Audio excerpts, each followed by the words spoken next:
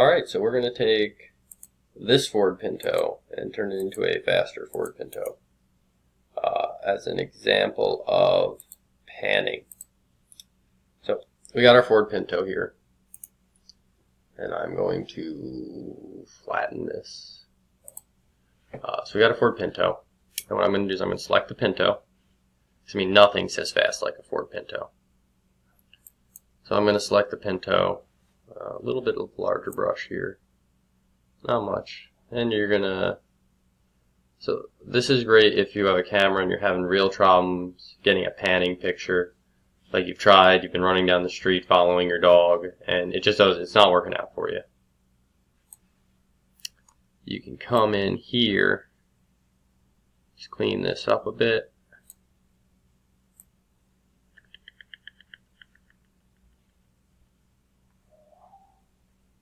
All these little lines down here. I want the tire back in. Come on. Alright. So I come in here, I get the rest of the tire. Down low it doesn't seem to matter as much because that's going to be shadows anyway. Just clean them up.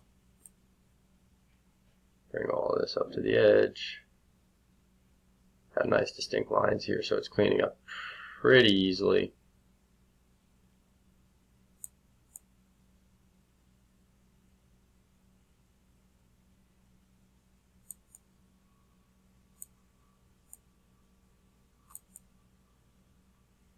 Make sure I get everything inside of the car, or I'll have a blurry middle of the car section. So right now I've basically got a nice freeze picture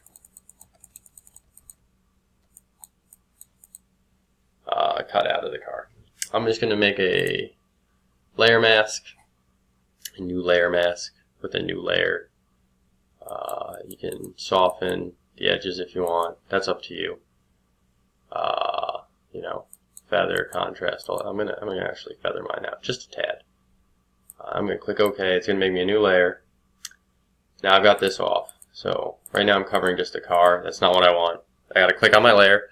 Gotta go Control I, and now you see I'm not touching the car at all. And what I'm gonna do is I'm going to click back on the picture. I am going to click Filter.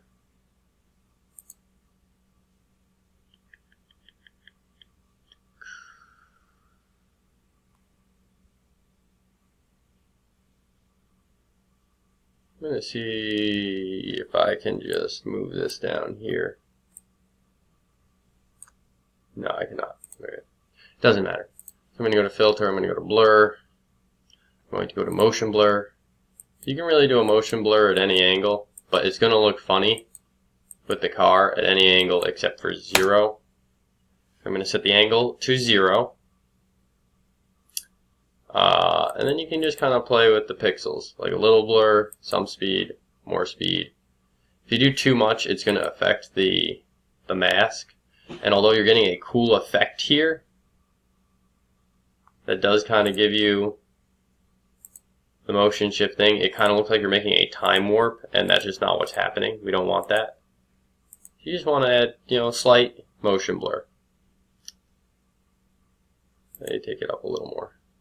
So we got some speed, got our car looking pretty flat, and if we want to go in, like if we feel the blur didn't catch up, we can go in and we can paint on the mask.